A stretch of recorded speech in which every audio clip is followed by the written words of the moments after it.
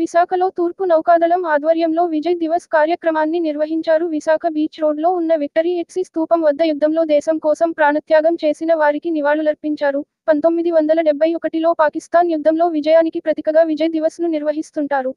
నౌకాదళ అధికారులు మరియు సిబ్బంది అమరవీరులకు గౌరవ సూచికంగా వందనాన్ని సమర్పించి వారి సేవలను స్మరించుకున్నారు.